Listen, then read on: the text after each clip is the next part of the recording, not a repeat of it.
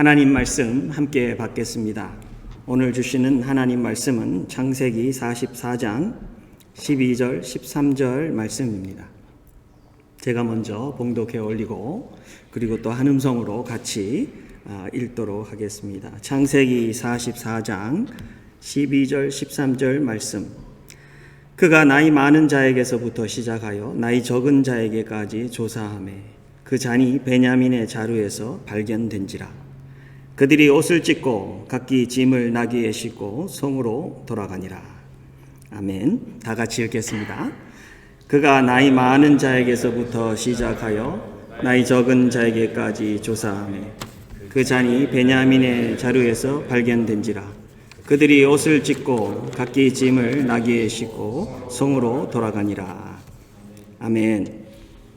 한 주간도 여러분들 평안하셨습니까? 우리의 육의 눈으로 볼 때 참으로 어려운 한 주였습니다.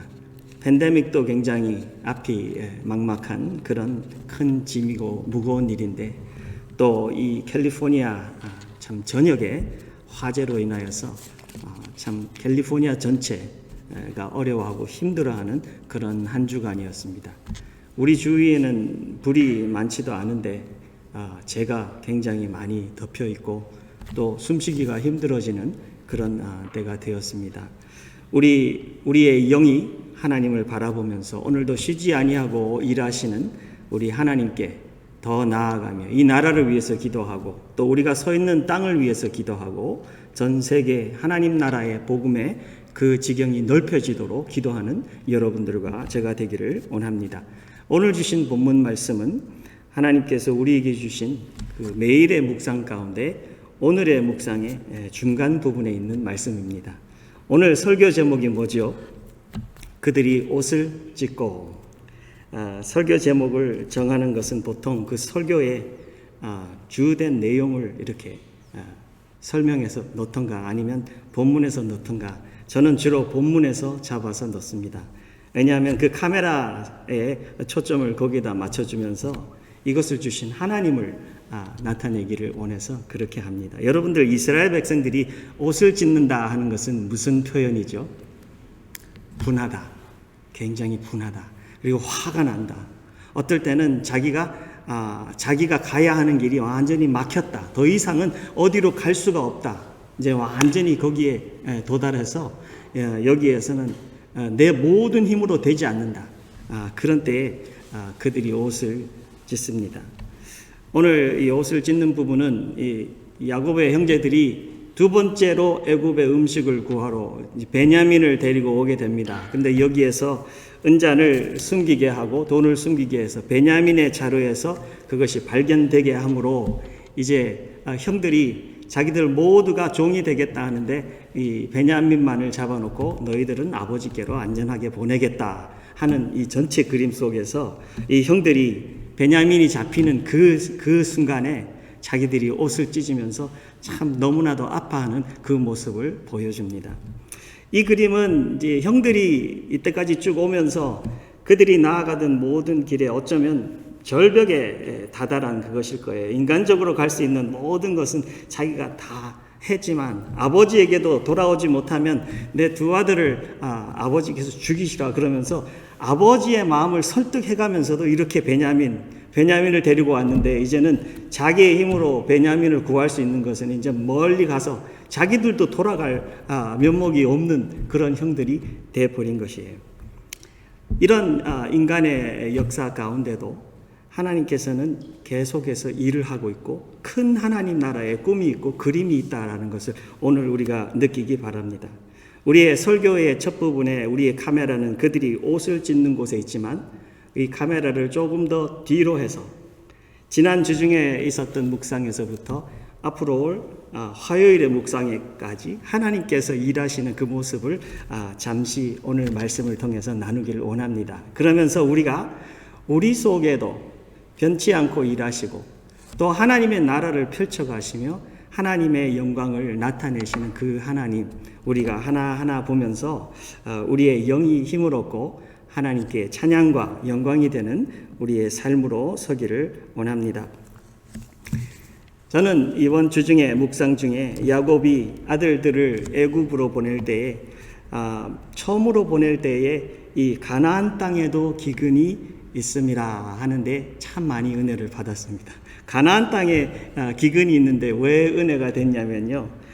하나님께서는 이 애굽 땅에만 기근을 준 게 아니라 가나안 땅에도 기근을 주고 그 주위의 모든 땅에 하나님께서 주장하시는 영역이다라는 것을 나타내고 계시기 때문에 이것이 저에게 참 큰 힘이 되고 우리에게 능력이 된다라는 생각을 가지게 되었습니다.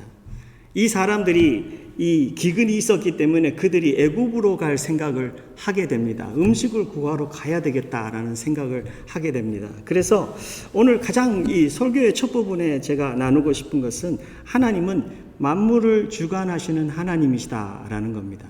만물을 주관하시는데 그냥 주관하시는 것이 아니라 만물을 주관하시면서 그 속에서 하나님의 뜻이 이루어져 가도록 하나님께서는 만물을 움직이신다는 거예요. 우리가 볼 때는 여기 불이 났네, 저기 팬데믹이 왔네, 저기 아픔이 있네, 저기 허리케인이 왔네, 이런 식으로 우리는 봅니다. 그런데 하나님은 그렇지 않으시다는 거죠. 하나님은 그냥 막 일을 여기저기 터뜨리시는 분이 아니라 하나님은 질서의 하나님이고 계획의 하나님이시고 하나님의 뜻과 꿈의 하나님이셔서 하나님께서는 만물을 주관하시되 하나님의 영광이 나타나도록 주장하시는, 그렇게 주관하시는 하나님이다라는 것입니다.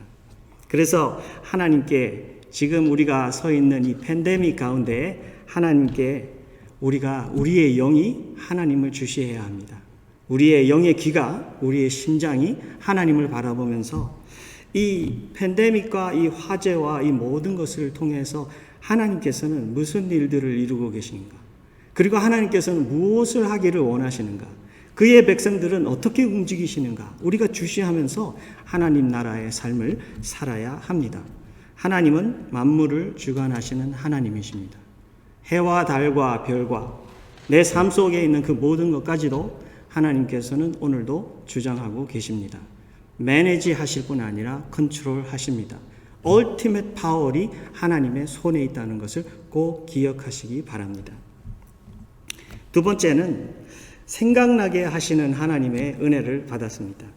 42장에 보면은 3일 동안 형들을 가두어 놓고 그 다음에 다시 야곱 앞으로 오게 해놓고 그 다음에 야곱이 이야기를 합니다. 나는 하나님을 경외하노니 하면서 이야기를 하는데 그 이야기 속에 형제들 중에 한 사람만 여기에 남겨놓고 너희들은 음식을 가지고 돌아가서 식구들을 살려라 이렇게 말을 합니다. 그러면서 내가 볼 때 너희들은 정탐꾼이니까 그것을 증명을 하라고 이렇게 합니다. 그때 이 형제들의 머릿속에 자기들이 오래전에 지었던 죄가 생각나게 하셨어요. 저는 이 부분이 참 너무 신기했어요. 왜 그러냐면 분명히 야곱은 그런 파워가 없었을 거예요.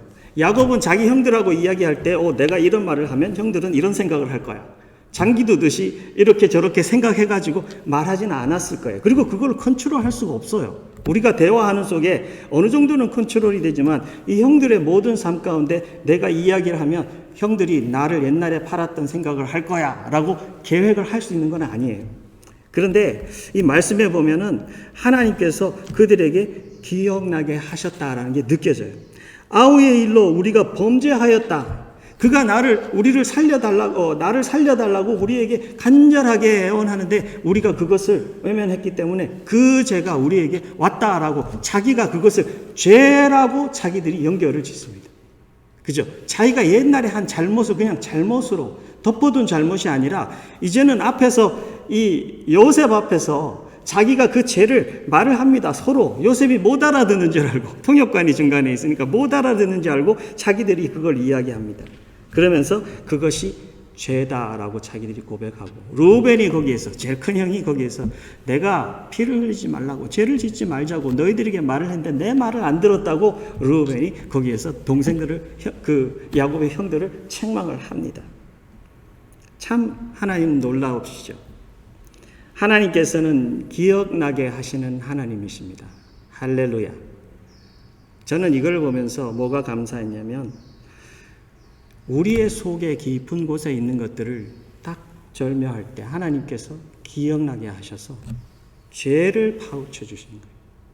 우리가 아무리 오래전에 저질렀던 죄라도 하나님께서는 기억을 나게 하셔서 그것을 깨끗하게 해주실 기회를 주시는 하나님이시다. 너무너무 감사해요. 절묘하죠. 사랑하는 성도 여러분, 저는 이걸 보면서 이걸 느꼈습니다. 하나님 나라의 큰 계획이 지금 이 이스라엘 땅에서 애굽으로 옮기고 그 다음에 여기에서 400년을 살고 그 다음에 다시 돌아가게 하는 하나님의 그 큰 계획이에요. 출애굽하게 하면서 하나님의 그 구원의 역사를 하나님께서 만들어가는 큰 그림 속에 하나님께서는 정말 작은 마이크로한 이 몇몇 사람들의 죄까지도 하나님께서 케어하고 계시는 하나님이시다.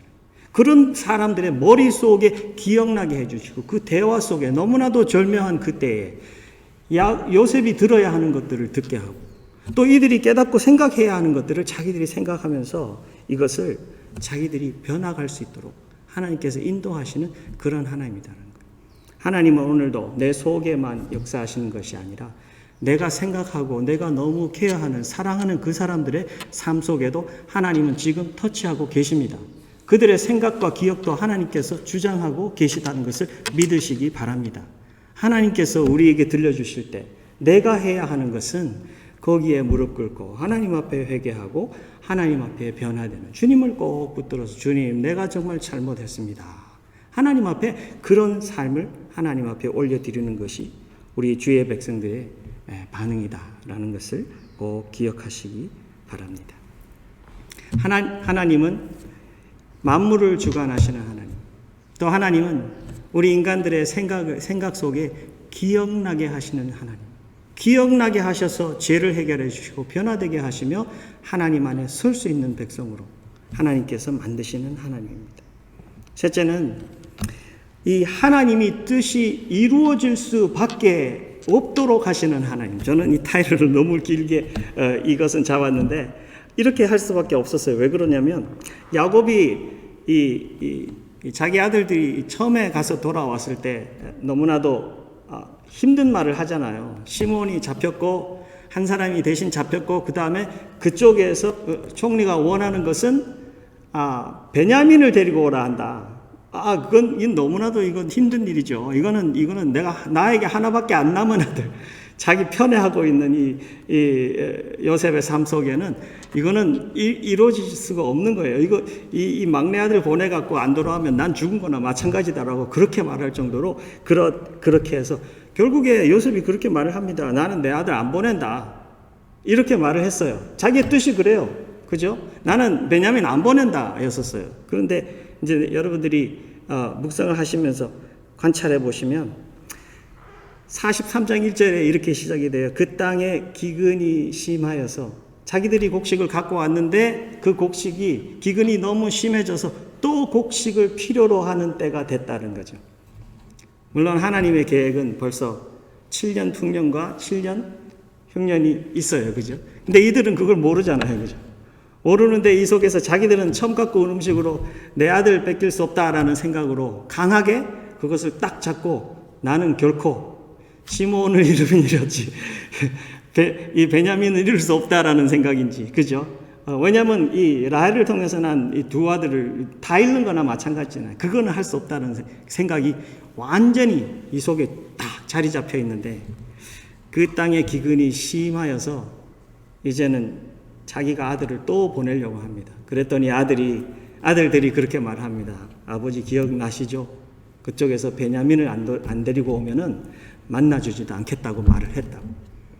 어떻게 하냐? 그러니까 이제 보내라고 합니다. 여러분들 하나님의 뜻이 이루어지는 그 과정에는요. 하나님이 바꿀 수 없는 것이 없다라는 것을 꼭 기억하시기 바랍니다. 할렐루야. 하나님 나라의 일이 하나님께서 펼쳐갈 때는요. 하나님께서는 무엇이든지 바꿀 수 있어요. 홍해를 가르시는 하나님, 변화를 가져오시는 하나님이죠. 홍해를 가둬요. 그죠? 해가 올라가서 해가 탁 멈추도록 하시는 것도 하나님이죠. 사람들이 아무리 이 강한 군대가 와도 뒤에서 와도 하나님께서는 그들을 다 없게 하실 수 있는 그런 하나님이세요. 하나님의 움직임은 너무나도 놀랍다는 거죠. 어쩌면 내 속에 강팍한 많은 것들이 하나님의 뜻을 막고 있을 때도 있어요. 여러분들 생각해 보면서 어쩌면 내가 하나님의 길을 너무나도 많이 막고 있는 것은 없는가 생각하면서 하나님께서 나를 움직이실 때 어떤 방향으로 움직이시는지 깊이 들여다보시기를 바랍니다.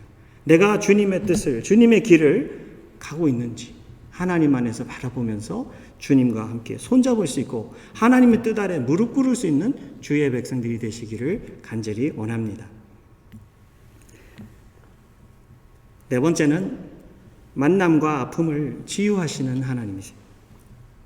요셉이 자기의 두 아들을 낳고 그 두 아들의 이름들을 짓는데 하나님이 내 과거의 아픔과 내 가족들에 대한 것을 잊어버리게 하셨다.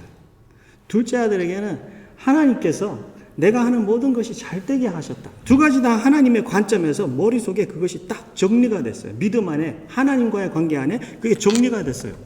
그래서 그가 나가는 길이 굉장히 건강하게 잘 나가고 있어요. 그리고 지금 이 모습 속에도 참 잘 나가고 있어요. 그런데 여러분들, 이 속에 있는 아픔, 이런 것들은 어떻게 정리가 되는 걸까요? 하나님이 터치해 주셔서 치유해 주셔야 돼요. 그렇지 않아요?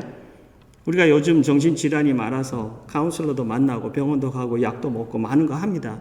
그런데 완전하게 치료되는 것은 우리의 인간의 힘으로 되지 않아요. 하나님께서 치유해 주셔야 돼요.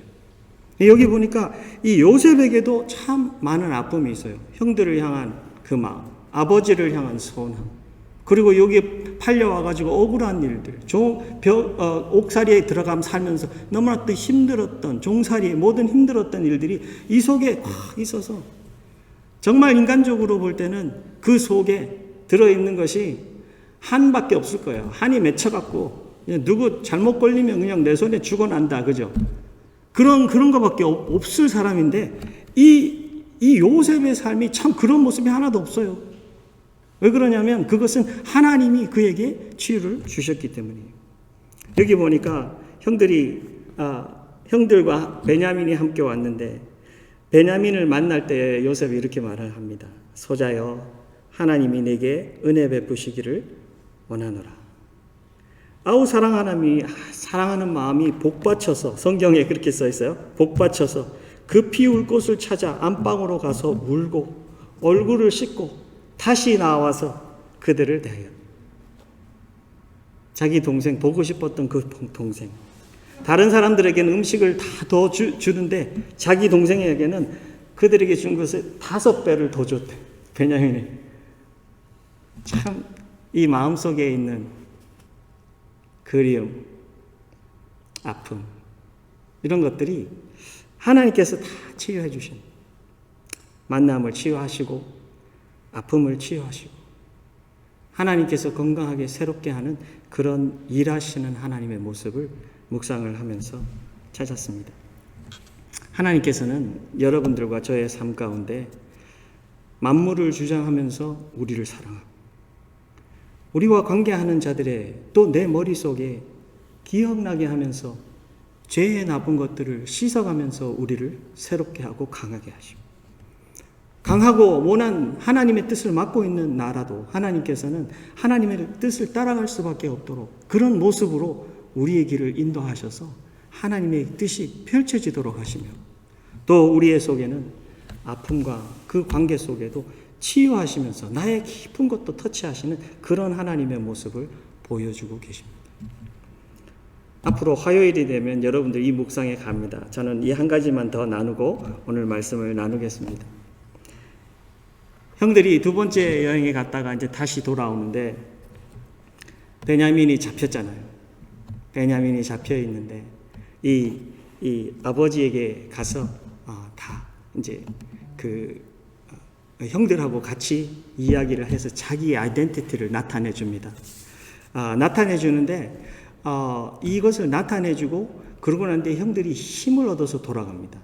앞이 막막한 모습으로 돌아가는 게 아니라 이 야곱에게 돌아가 가지고 요셉이 살아있다고 하면서 돌아가야 하는 그 이유를 이야기를 하는데, 그 다음에 또 무슨 장면이 하나 나오냐면 하나님이 야곱을 만나 주시는 그 모습이 나와요. 하나님은요, 사람들을 통해서 힘을 얻도록 하는 것도 한 방법을 사용하시지만 하나님은 이렇게 하나님의 음성을 들려주시는 하나님이세요. 그래서 이 야곱에게 하나님께서 그래요. 나는 내 아버지의 하나님이다. 그리고 이 애굽으로 내려가는 것을 두려워하지 말아라. 내가 너와 함께 가겠고 거기에 가서 너로 큰 민족을 이루게 할 것이다.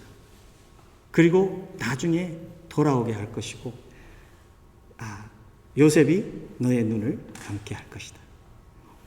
이거같이 더 완전하고 확실한 게 어디 있어요?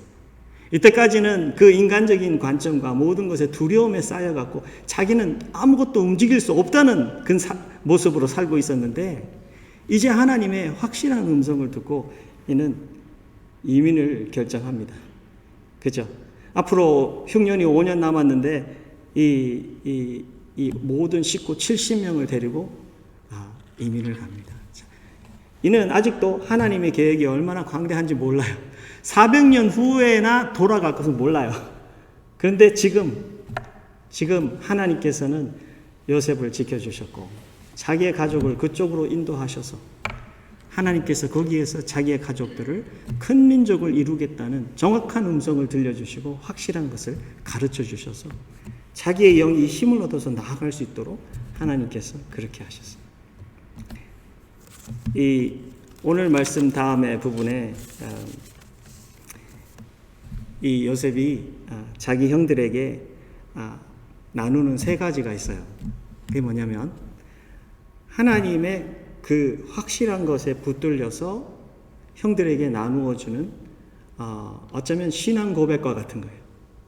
이것이 자리에 꽉 잡고 있기 때문에 오늘 제가 서론에 말씀드렸죠. 형들이 옷을 확 찢었잖아요. 옷을 찢고 다 너무 분해하고 아파하고 그런 모습이 있었어요. 그런데 여러분들 그냥 묵상해 오늘 그림만 보고 그러면 요셉이 왜 이렇게 형들한테 복수하나? 왜 이렇게 아프게 해? 왜 이렇게 힘들게 해? 그런 생각이 드는데 이 요셉의 신앙 고백을 들어보면 이 모습 전체는 여기 오는 것을 확실하게 하기 위해서 하나님 주시는 지혜 안에서 하는 그런 일들이라는 그런 마음이 들어가요. 제가 그 신앙 고백을 나눠 드릴게요. 나는 당신의 아우 요셉입니다. 그러면서 하는 말이 하나님이 생명을 구원하시려고 나를 당신들보다 먼저 보내셨습니다. 당신들의 생명을 보존하고 당신들의 후손을 세상에 두시려고 나를 당신들보다 먼저 보내셨습니다. 나를 이리로 보낸 이는 당신들이 아니요 하나님이십니다.